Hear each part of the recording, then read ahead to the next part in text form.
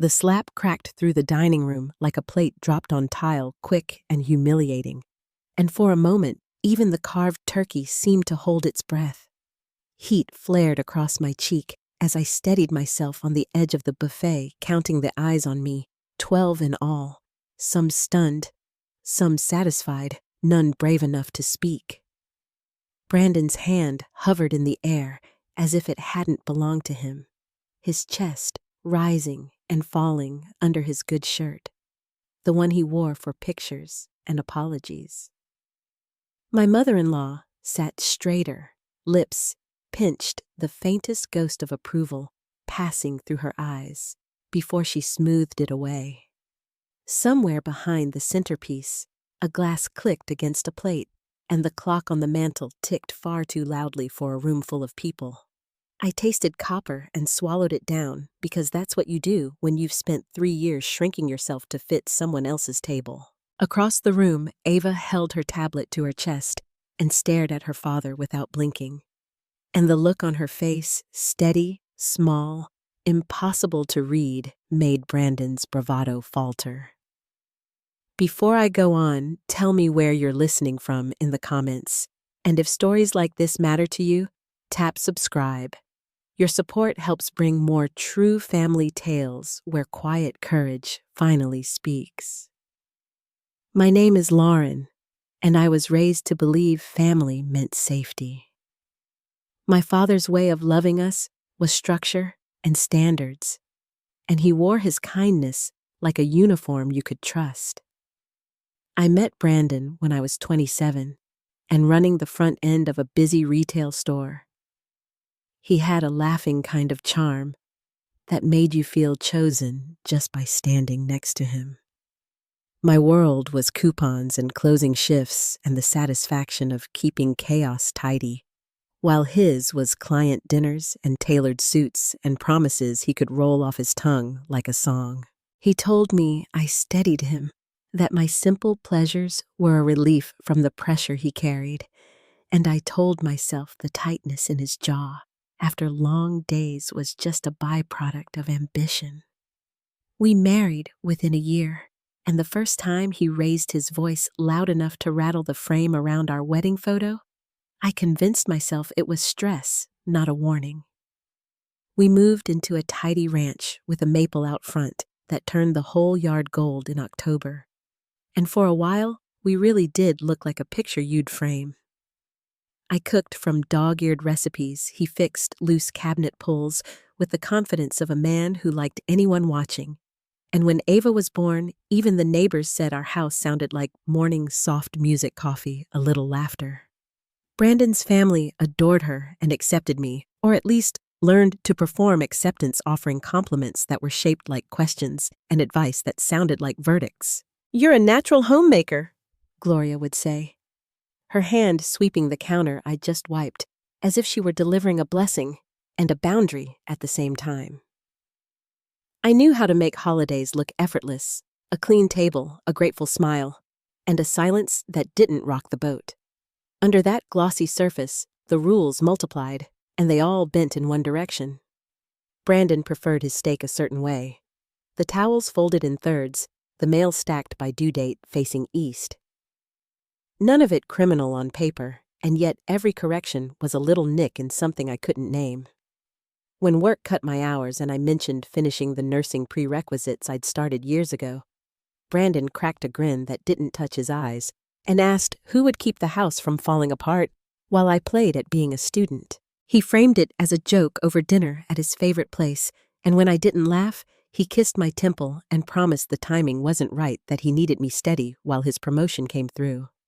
The next day, there were flowers on the counter, and a new list on the fridge, and the toothpaste had to be put away with the cap pointing left. The first true hairline crack showed during a Sunday visit when Gloria leaned across the table and told me gently that women who let themselves go lose their husbands in pieces, and everyone laughed like it was a charm against bad luck. Brandon didn't correct her. He complimented his sister's new haircut and told me later I was too sensitive, that I should learn to take a joke. In the hallway mirror, I practiced softening my face so that nothing I felt would show, and still, Ava watched me as if the room had shifted 2 degrees colder. She had my father's eyes and the patience of a child who has learned to hold her questions until the door closes, and when she hugged me at bedtime, her small hands stayed on my shoulders a second longer, as though she were practicing how to steady someone bigger than herself. By the time Thanksgiving arrived, the house smelled like butter and thyme, and I'd set the good plates 1 inch from the table's edge the way Gloria liked them, my own small ritual of peacekeeping. Brandon adjusted his tie in the hallway and reminded me that appearances mattered, that people envied families who had it together, and I nodded because disagreeing before his people arrived always cost more later. The doorbell rang, and his family poured in like a weather system, coats and laughter, and the quick little glances that told you who was being appraised and who had already been judged. I placed the last dish on the trivet, smoothed my apron, and looked up just in time to see Ava slide her tablet behind a napkin holder, her expression calm as still water. She met my eyes and gave the tiniest shake of her head, and I didn't understand the signal, not yet, but the room was about to teach me. The turkey knife rested too neatly in Brandon's hands, his posture perfect, as he carved slices for each waiting plate. His family leaned in close, the air thick with the scent of butter and herbs, yet every word out of their mouths carried a sharper edge than the steel on the table. Candace complimented her own firm's expansion, a careful boast dressed as casual news, and Trevor added that some people just didn't have the drive to push themselves further. Their eyes flicked to me, and though no one said my name, I felt the cut all the same. Brooke leaned across the table with her bright smile and whispered that stress made women age faster, and that I looked tired. I laughed softly, as though her words had landed nowhere near my heart, and lifted my glass to hide the trembling of my hand. Gloria, sitting at Brandon's side like a throne that had always belonged to her, carved away at me with syrupy words. Lauren's always been simple, but Brandon's been such a good man, taking care of everything. My husband smiled easily, the perfect host, not a hint of contradiction in his voice, as he poured his sister more wine. The clinking of cutlery covered the silence where his defense should have been. Ava sat quietly at the corner of the table, her small fork untouched, her eyes moving from face to face with the same stillness I'd seen in my father when he was gauging a room. I wanted to shield her from their barbs, but there was no shield strong enough when cruelty came dressed as family. The pattern repeated itself in practiced waves, every story somehow ending with a laugh at my expense. I refilled water glasses, offered bread, and stayed in motion as though movement could protect me from being pierced. Brandon let his shoulders relax, enjoying the rhythm of their approval. He was their golden son, the one who could do no wrong, and I was the proof they used to polish his shine. Even Ava's presence didn't slow their cadence. She pressed her lips together, watching me the way children do when they've already learned the rules no child should have to know. When I finally excused myself to fetch dessert, I stood behind the kitchen doorway and let the laughter sink into me like stones. "She's gotten too sensitive," Brandon said, his voice casual light, as though he weren't speaking about the woman setting pies onto china plates. "I don't know how much more drama I can take."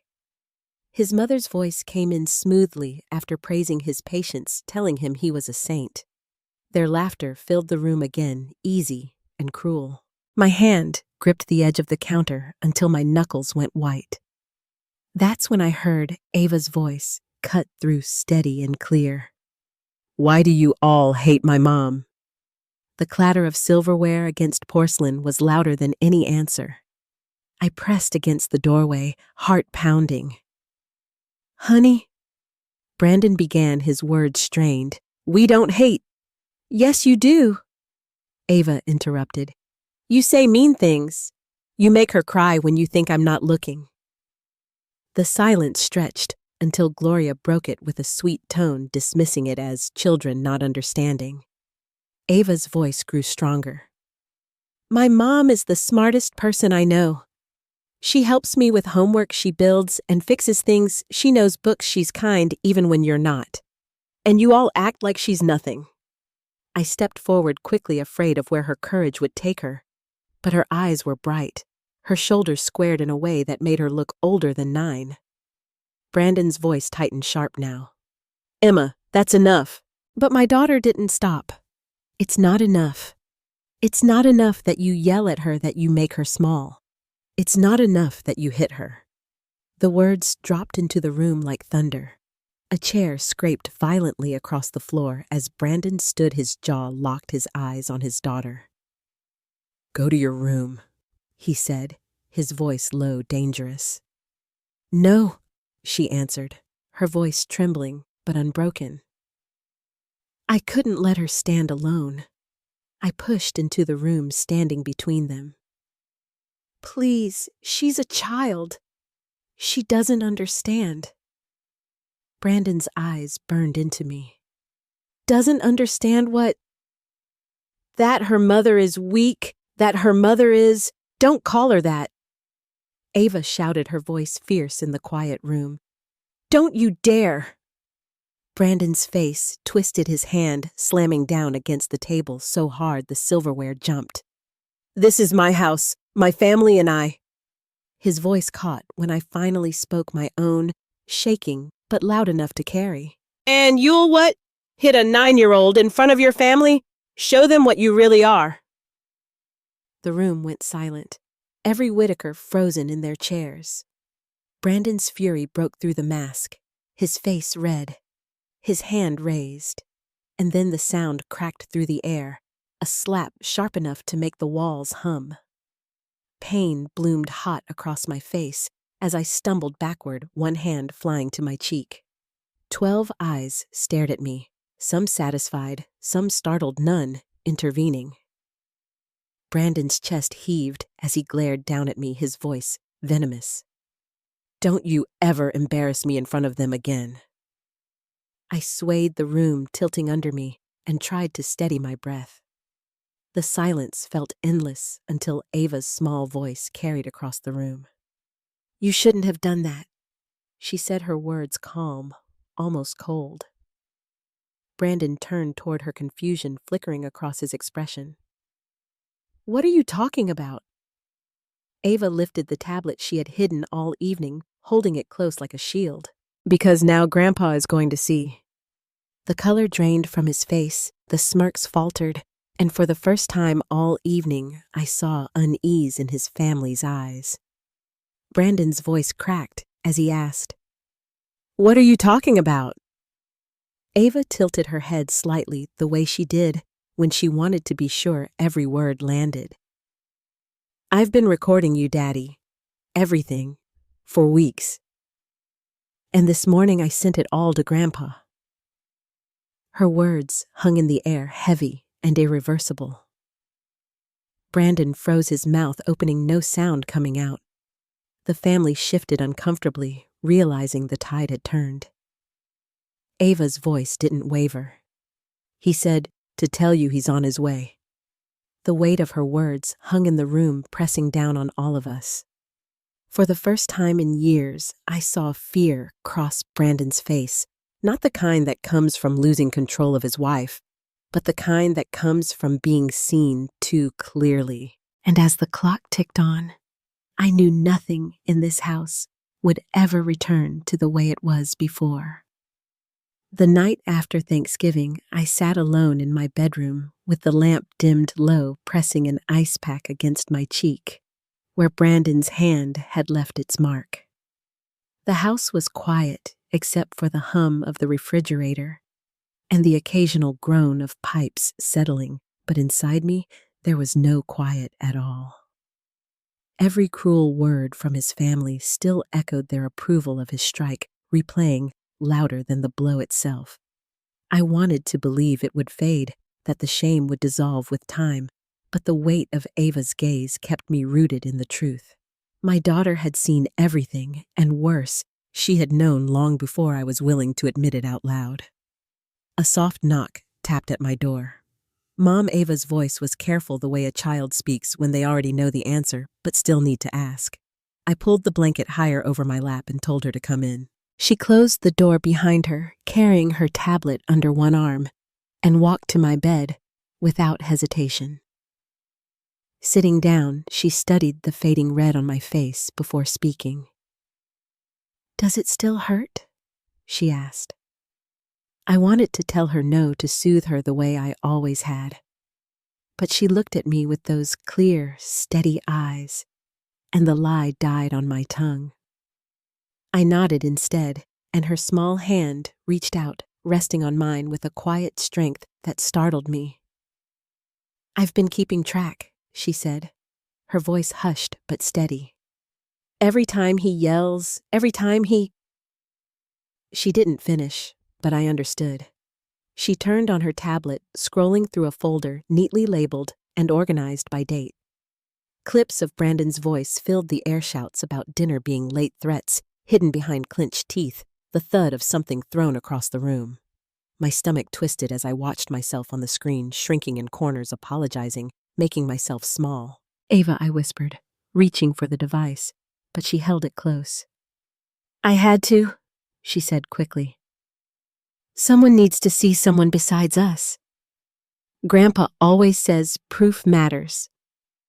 I wanted to tell her she was wrong, that children shouldn't carry such burdens, but the conviction in her voice was stronger than my denial.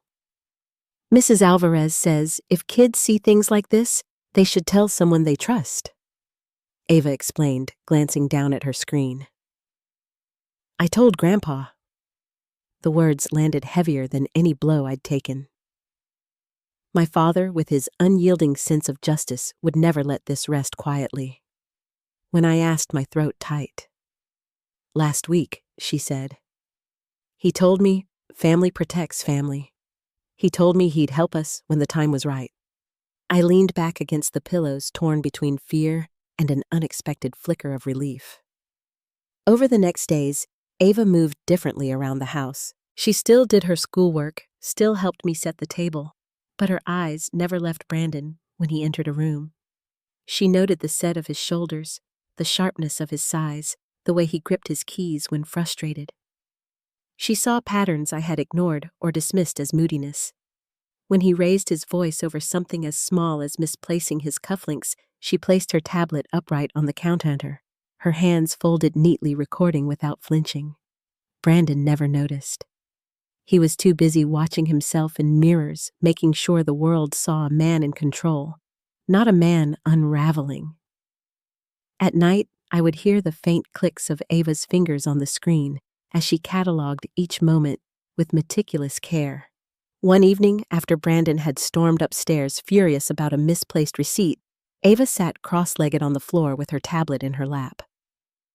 "Mom," she said, her voice unusually firm, "you can't keep pretending this is normal." I sat beside her, my hands trembling, unsure if I was strong enough to hear her words. She pressed play on a clip showing Brandon slamming me against the refrigerator. My body folded, my arms lifted in a silent plea, my face blurred by tears. "Look," she urged. "Look at yourself. That's not who you are. You're smaller every day because of him." Tears filled my eyes, not just from shame, but from the piercing truth spoken by my child. "This isn't love," she whispered, her small fingers brushing mine. "Love doesn't look like this." Her words cracked something open inside me, something I had kept buried under years of excuses and whispered prayers. I had thought protecting her meant staying enduring, keeping the peace. But Ava, at 9 years old, understood what I could not admit. She was not just surviving, she was fighting back carefully, strategically, with a clarity that left me both terrified and proud. She spoke of Grandpa often in those days, repeating his lessons like a mantra. Bullies only understand consequences, real. Family protects each other. Silence is not safety. She believed those words with all the certainty of youth, and slowly they began to take root in me too. 2 weeks before the holiday, I overheard her on the phone late at night. I stood in the hallway outside her door, frozen by her small voice speaking into the dark. "Grandpa, what would you do if someone was hurting Mom?" My father's voice was muffled but unmistakable calm, yet sharpened by concern. Sweetheart, is she okay? Is someone bothering her? Ava hesitated, then disguised her truth as a school project. Hypothetically, she said. For homework. He didn't press, but his answer was firm. Anyone who hurt your mother would answer to me. Family doesn't hurt family. Family protects family. I held my breath, my back against the wall, knowing what his promise meant.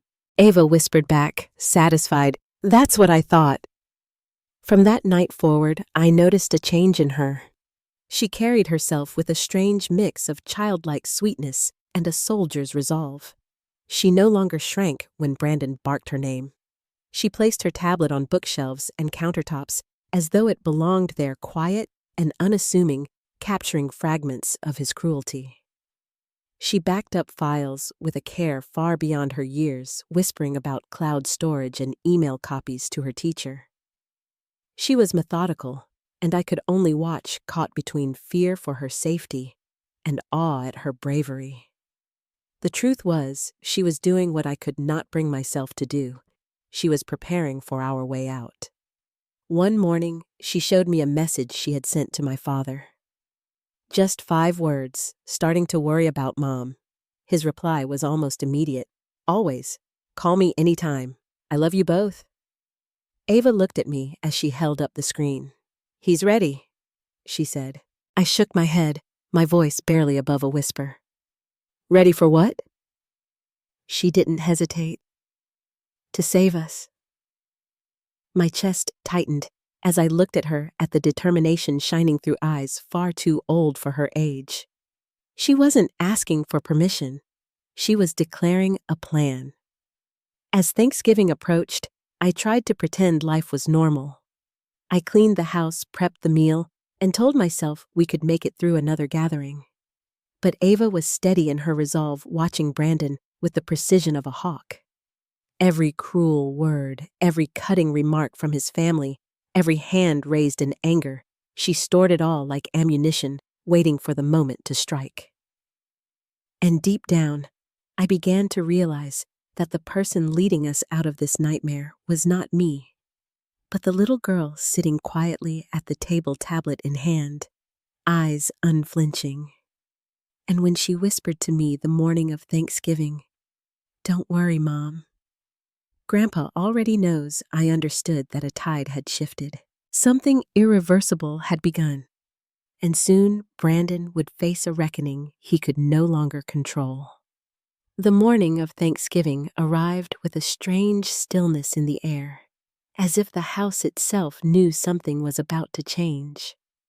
I moved through the kitchen in a rush of routine, checking the oven, basting the turkey, arranging side dishes on the counter. My hands worked automatically, but my chest ached with the bruise Brandon had left days before. I bent carefully to lift a pan, hiding my wince, when I heard his voice cut through the hallway. "Remember Lauren today? We're the perfect family. Loving husband, devoted wife, polite daughter. Can you manage that?" I kept my voice even as I answered yes. He adjusted his tie in the mirror, satisfied with himself, before turning toward Ava. "And no more back talk. Children are to be seen, not heard." Ava's eyes met his in the glass, and she nodded with a composure that didn't belong on a child. "I understand, Daddy." Her voice was steady, and for a moment he seemed reassured. But I knew better. That calm wasn't submission. It was resolve. She carried herself with the poise of someone far older than 9, someone who had already measured the battlefield and chosen her ground. I watched her gather her tablet and slip it into a sleeve on the sideboard, her fingers brushing the case like a secret signal. The doorbell rang, and the Whitakers spilled into the house with their usual force. Gloria's perfume swept through the entryway before she even removed her coat, her eyes already skimming for faults to point out. Trevor and Candace arrived next, exchanging glances as if they had rehearsed their lines for the day. Brooke came in last, phone in hand, snapping a picture of the table before giving me a smile that felt more like a smirk. Brandon greeted them with easy charm, shaking hands, pulling chairs, performing the role of attentive son and brother. I stayed in the background, arranging dishes and pouring wine, doing my best to smooth the edges of what would inevitably turn sharp. Gloria was the first to aim her comment directly at me. "Lauren, dear, you really should do something about those roots.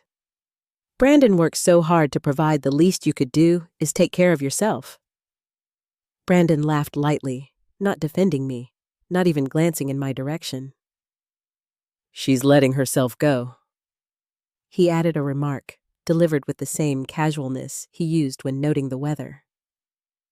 My cheeks burned, but when I glanced at Ava, I saw her sliding her hand across the table, pressing a button on her tablet hidden beneath a napkin.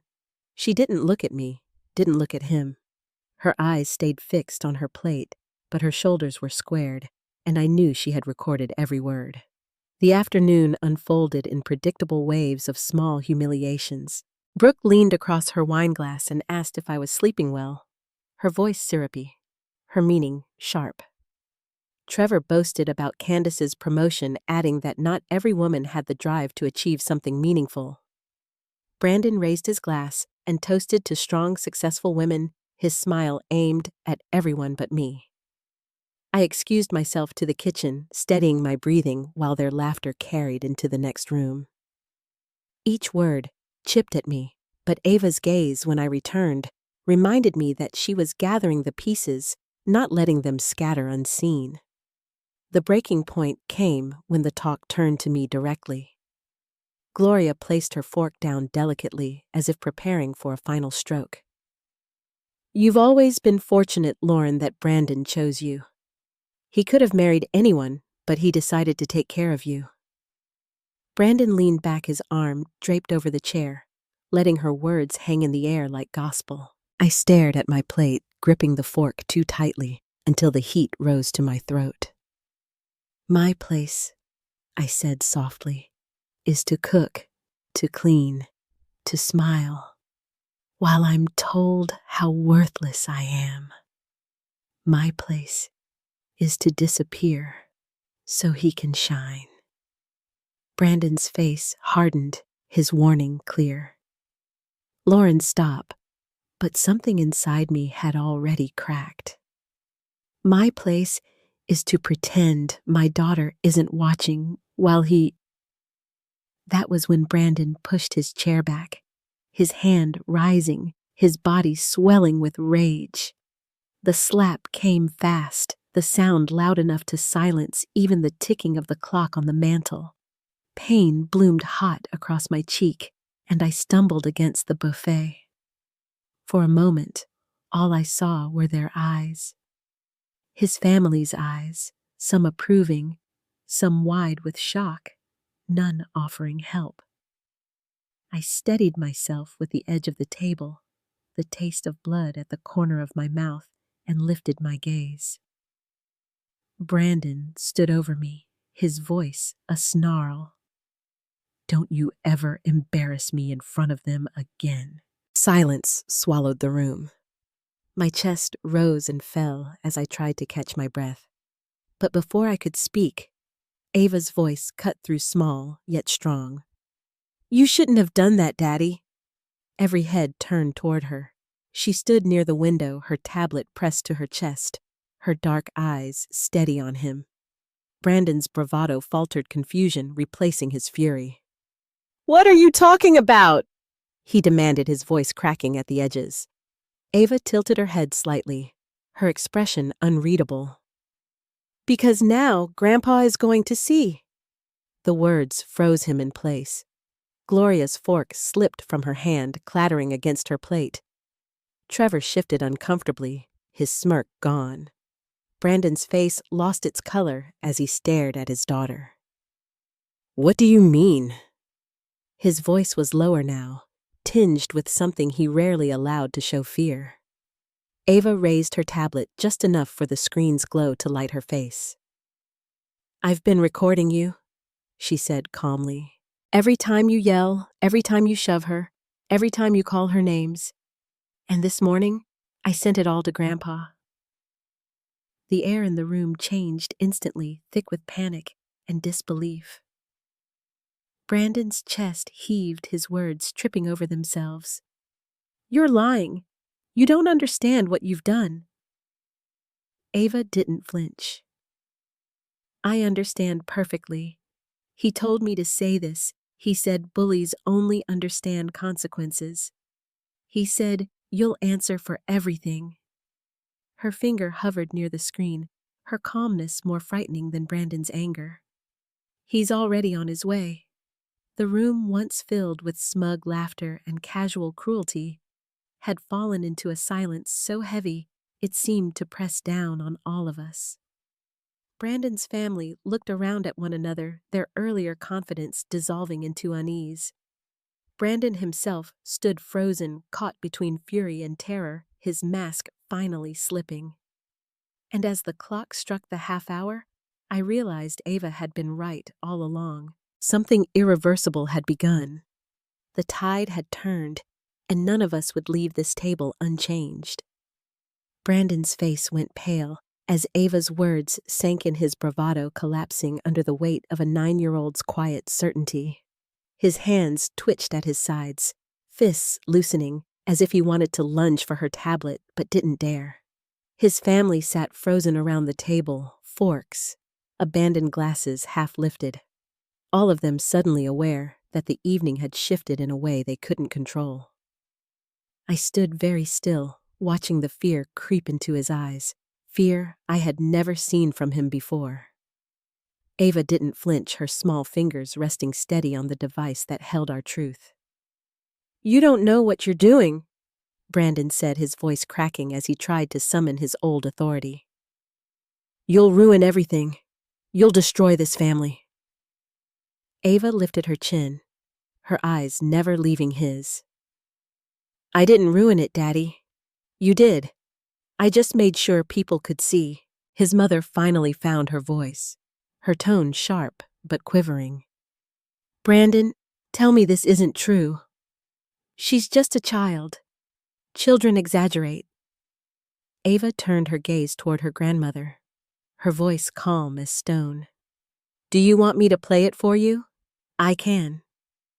The thread of evidence hung in the air, heavier than anything I could have spoken. Trevor leaned back in his chair, suddenly very interested in the edge of his plate. Candace reached for her glass with a hand that trembled slightly. Brooke tapped her phone nervously against her thigh, caught between disbelief and dread. No one defended Brandon, not this time. His shoulders sagged under the silence, and he muttered, "This is all twisted. She doesn't understand what she's done." But his words carried no power anymore. The mask he had worn for so long had cracked in front of the people he worked hardest to impress, and they were seeing him clearly for the first time. Ava shifted slightly, her voice steady, but quieter now, as though she were speaking directly to him. "Grandpa said, bullies don't stop unless someone makes them. That's what I did. I made sure you can't hide anymore." Brandon shook his head, almost pleading now. "You can't bring him into this. Not your grandfather." His fear of my father was something he had always disguised as disdain, but I heard the truth in his voice now. "He's going to see," Ava repeated softly, pressing the words like a knife against him. I felt my own breath steady for the first time in years. Watching my daughter stand her ground, seeing Brandon falter, I realized the power had already shifted. Quietly, carefully, Ava had built something he couldn't undo. Every cruel remark, every violent outburst, every insult whispered when he thought no one was listening, it was all documented, lined up against him like soldiers ready for battle. I had tried to shield her from this reality, but she had turned that pain into strategy. She was not just surviving, she was dismantling him piece by piece. Brandon's chair scraped loudly against the floor as he stood, his movements jerky and uncertain. "Give it to me," he demanded, reaching toward Ava with desperation instead of rage. "We can fix this. No one has to know." Ava stepped behind me, holding the tablet closer to her chest. "It's already too late," she answered. "Grandpa knows. The police know. Even if you take this one, there are more." Her voice was calm, but it carried a weight that made the room feel smaller. Brandon's hand froze mid-air, dropping slowly to his side as the reality settled in. Gloria tried once more, her voice strained. "Brandon, sit down. We'll figure this out privately." But Ava shook her head before he could answer. "No, Grandma. You already knew. You just pretended it wasn't happening because it was easier to blame Mom. You didn't protect her." "You didn't protect me."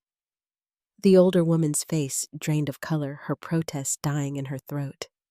For the first time, I saw her stripped of her certainty, faced with the mirror of her own complicity. The silence grew unbearable, broken only by the faint hum of the refrigerator in the kitchen.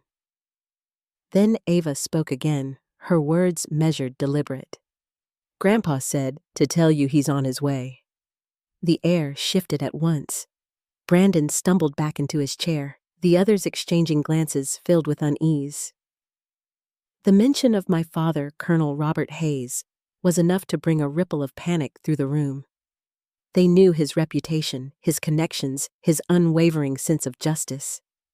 I looked at Ava standing steady with her tablet clutched in her hands and realized she had done what I had been too afraid to do.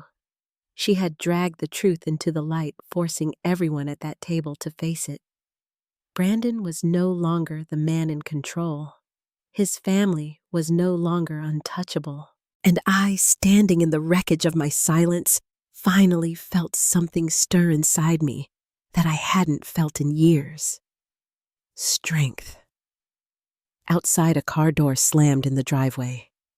The sound was sharp, final, carrying with it the promise of what was to come. The room stilled, every face turning toward the front of the house, waiting for the knock that would change everything.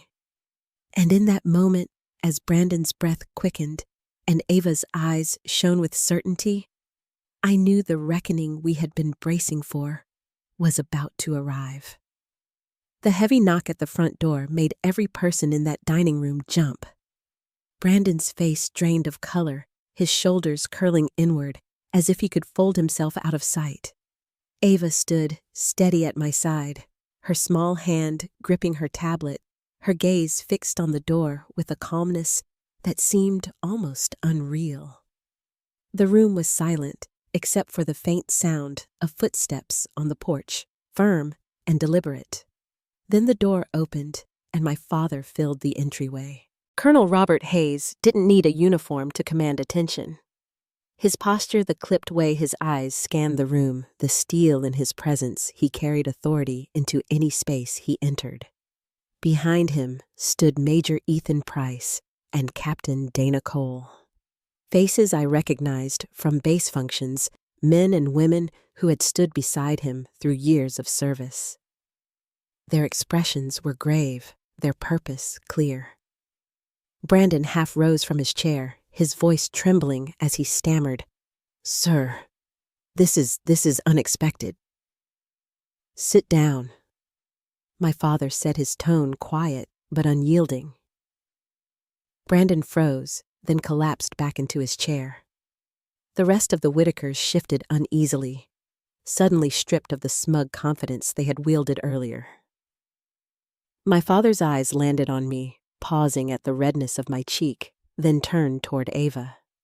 His gaze softened only for her. "Are you all right, sweetheart?" he asked. She nodded and stepped toward him, her shoulders straight. "Yes, Grandpa." "But Mom's hurt again." The temperature in the room seemed to drop with her words. My father stepped closer to me, his eyes sweeping over my face and then narrowing on Brandon. "How long?" he asked. My throat tightened. I tried to look away, but Ava's hand squeezed mine, steadying me. 3 years, I whispered. The silence that followed was unbearable. My father's jaw clenched, the muscle twitching as though it took all his strength to hold his composure. He turned slowly back to Brandon. 3 years, he repeated, his voice level, but carrying a weight that made Brandon sink lower in his chair.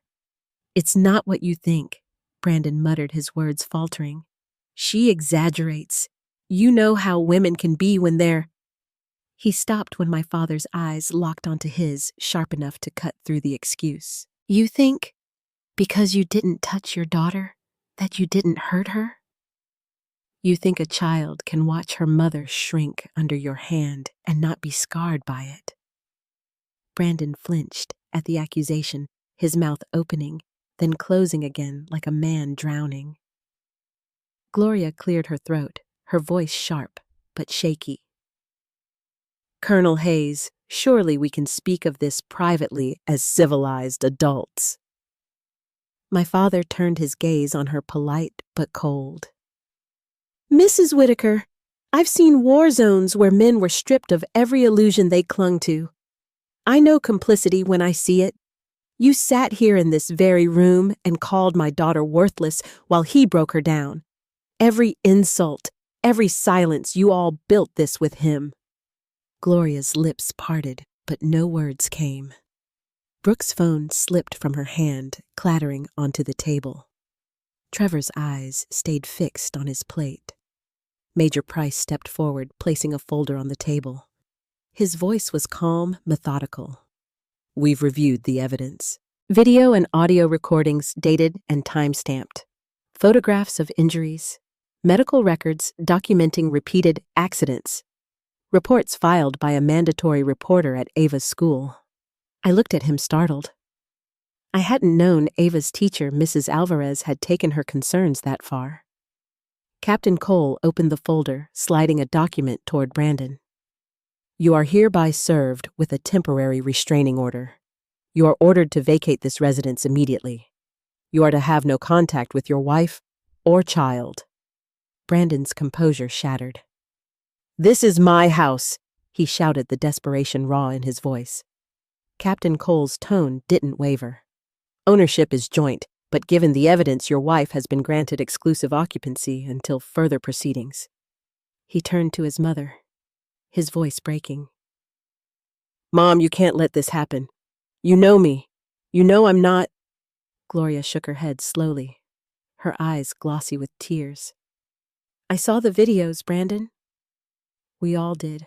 Your grandfather would be ashamed." Trevor pushed his chair back, his face pale. "Melissa and I can't be part of this. We're leaving." Brooke rose quietly, her voice trembling. "Family doesn't do this. Family protects each other." One by one, they filed out, leaving Brandon alone at the table, his shoulders slumped, his breath ragged. My father turned to me, his voice gentler now. "Pack a bag. You and Ava are coming with me tonight." I hesitated, glancing at the walls I had painted, the curtains I had sewn, the home I had tried so hard to build. "This is our house," I whispered weakly.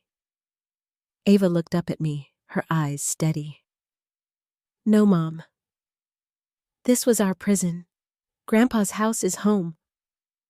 Her words pierced through the fog of hesitation. She was right. She had always been right. Brandon's voice broke the silence, desperate and pathetic now. "Lauren, please, don't do this. I can change. I'll get help. Don't destroy our family over mistakes." I looked at him, really looked at him, and felt the weight of 3 years of fear press against the strength that was finally rising in me. "Over mistakes." My voice grew stronger with every word. "You terrorized me. You terrorized our daughter. You made us afraid to breathe in our own home." He shook his head, tears forming in his eyes. "It wasn't that bad." Ava's voice cut him down with devastating clarity. "I have 43 days of recordings that say it was exactly that bad." Brandon turned toward her, his face crumpling, but she didn't waver. You're not my father. Fathers protect their children. Fathers make them feel safe. You're just the man who used to live here." The room felt still, as though the air itself had frozen. Brandon collapsed back into his chair, staring at nothing, realizing everything he had built had crumbled in a single evening. My father placed a hand on my shoulder, guiding me gently toward the hallway. "Come on," he said. "Let's go." Ava walked ahead of us, her tablet pressed to her chest like a shield. As we stepped outside into the cool night air, I glanced back one last time. Brandon sat slumped at the table, surrounded by the wreckage of his life. His family gone. His power stripped, his lies exposed. The door closed softly behind us, not with fear this time, but with finality. And as we followed my father to the car, I knew this was not the end. It was only the beginning of the reckoning. The night we left Brandon behind, I thought the hardest part was over. Ava and I carried overnight bags out to my father's truck, the air sharp with the scent of fallen leaves. I buckled her into the back seat, her tablet still in her lap, and for the first time in years, I saw her close her eyes without flinching at a sound. My father didn't say much as we drove away. His silence carried the weight of everything he had seen, everything he was holding back until we were safe. The next morning, the world moved fast. My father's contacts on base connected us with legal counsel and filed emergency petitions. Captain Cole returned with papers that officially barred Brandon from approaching us. When I signed my name across those forms, my hand shook, not from doubt, but from the release of years of fear. Ava sat beside me at the kitchen table, her small fingers tracing circles on the wood. "It's real now," she whispered. I nodded, realizing she understood the gravity of it even more than I did. Court hearings followed within weeks. Each time we walked into the courthouse, Brandon looked smaller, his once confident stride reduced to nervous shuffling in a wrinkled suit. His attorney tried to dismiss Ava's recordings as exaggerations, the ramblings of a child who misunderstood.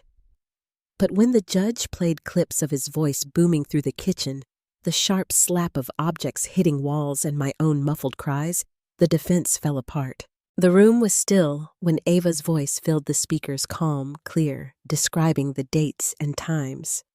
It was impossible to deny. I kept my eyes on her, steady and proud, while Brandon shrank into his chair. Gloria tried to intervene, begging the court to consider Brandon's stress, his pressures at work, his supposed good intentions. But her words collapsed under the evidence.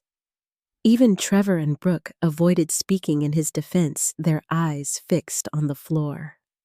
For the first time, I saw Brandon alone, stripped of the safety net his family had always provided. His shoulders sagged as the judge listed charges: assault, harassment, domestic abuse. Each word landed like a gavel striking stone, and I felt my lungs fill as though I had been underwater for years and was finally breathing again.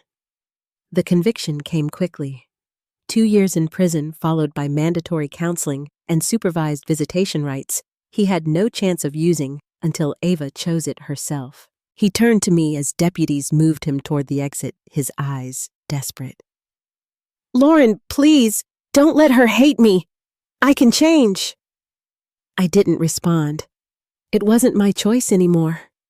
Ava sat quietly at the table, her gaze steady, and when he looked at her, she said only, "Fathers protect their children. You didn't." His face crumpled, and then he was gone. In the weeks that followed, life shifted piece by piece.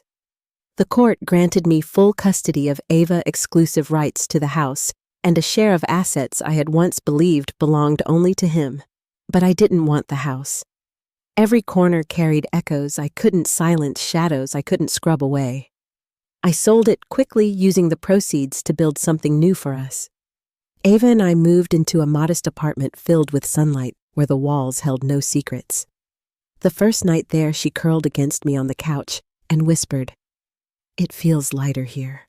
I kissed the top of her head, realizing she was right. Brandon's family distanced themselves from him, worried about their own reputations. Trevor and Candace stopped visiting altogether. Brooke moved to another state. Even Gloria, who had once defended him at every turn, wrote me a letter filled with apologies and excuses. I read it once and tucked it away. Ava asked if I forgave them. I told her forgiveness was a choice we didn't have to make quickly. Some things needed time. She nodded, wise beyond her years, and said, "They chose him instead of us. That was their decision." Through it all, my father remained steady. He made space for us in his home until the apartment was ready, cooking breakfast for Ava every morning, reminding her gently that she was safe now. Sometimes I caught him watching me when he thought I wasn't looking, his expression heavy with regret. One evening, he sat beside me on the porch, his voice quiet. "I should have seen it sooner, Lauren. I should have known." I placed my hand on his, the lines of age deep under my fingers. "You did see it, Dad. You gave us a way out. That's what matters." He nodded, though his eyes glistened with unshed tears. For the first time in years, I began to think about the future in more than just days of survival. I re-enrolled in classes I had abandoned long ago, determined to finish what I had started before Brandon told me I couldn't. The nursing textbooks piled on the table felt like a promise I had made to myself when I was finally keeping. Ava often sat across from me, working on her own assignments, her pencil tapping as she reminded me to take breaks. Our evenings became a rhythm of study and laughter, a rhythm I never thought I'd find again. But even in those brighter days, there were moments when the weight of the past pressed against us. At night, I sometimes woke to Ava standing by my bed, her tablet in her hands. "What if he finds us?" she would whisper. I pulled her into my arms, assuring her the locks were strong, the order was firm, and Grandpa would never let anything happen to us. She always settled eventually, though I knew the memories lingered. Healing wasn't a straight path. It was a slow climb, one step at a time. When the sentencing was finalized, Brandon's voice returned in the form of letters. Some came addressed to me, others to Ava. The first I tore open with trembling hands, only to find pages of pleas, promises of change requests for forgiveness. Ava glanced at it once and said, "I don't need to read that." I tucked them away in a drawer she never touched. It wasn't her burden to carry. He had already written his story in bruises and broken trust. She was writing something new. The day the divorce was finalized, I walked out of the courthouse holding the decree like a certificate of survival. Ava slipped her hand into mine and whispered, "It's over now, right?" I squeezed her fingers. "It's the end of that chapter," I told her. "The rest, we get to write together." Her smile lit her face in a way I hadn't seen since she was a little girl. And in that moment, I believed it. We were free, not just on paper, but in spirit. Yet freedom also meant reckoning with what had been lost. I sometimes sat alone at night, wondering how much of myself I had given away in silence, how much of Ava's childhood had been spent carrying burdens far too heavy for her. But then she would wander into the room with her blanket curl up beside me and say, "We made it, Mom. That's what matters." And I knew she was right. We had survived. We had reclaimed our lives. And though Brandon's shadow would never fully disappear, it no longer had the power to define us. As the months passed, I began to see Brandon's downfall, not as the end of our story, but as the beginning of something stronger. Justice had been served. His power stripped, his lies exposed. But what lingered wasn't just relief. It was the quiet determination to never let silence trap us again. And as Ava grew stronger in her own voice, I realized she was not only my daughter. She was my reminder that even in the darkest places, truth has a way of breaking through. The day the divorce decree arrived, I sat at our kitchen table with Ava across from me, the papers spread between us like a final verdict. Sunlight poured through the window, catching the steam of her tea as she studied me with those steady eyes. For the first time in years, I felt unburdened, not by anger or fear, but by the knowledge that the chapter we had endured was closed. Justice had been served and dignity restored. Life became quieter, steadier. Our little apartment, filled with second-hand furniture and bright curtains Ava helped me pick out, became a place of laughter instead of whispered apologies. I returned to school, finishing the nursing degree Brandon once told me I wasn't capable of. Each night, textbooks covered the coffee table while Ava did her homework across from me.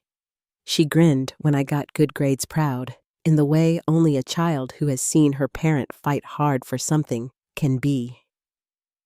Brandon wrote from prison. Some letters came for me, others addressed to Ava, asking for forgiveness, asking for another chance. I read them in silence and tucked them away.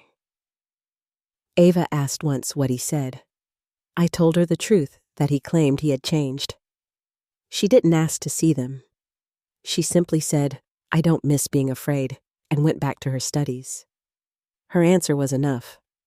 My father visited often, sometimes bringing dinner, sometimes simply sitting on the porch with us as the evening faded to quiet. He never lectured, never pressed, but his presence filled the spaces where uncertainty used to linger. Ava adored him, and I watched their bond strengthen with each story he told her about courage, leadership, and responsibility. She listened as if memorizing every word. He told her often, "Real family protects each other," and I saw her shoulders square each time, as though she carried that lesson like armor.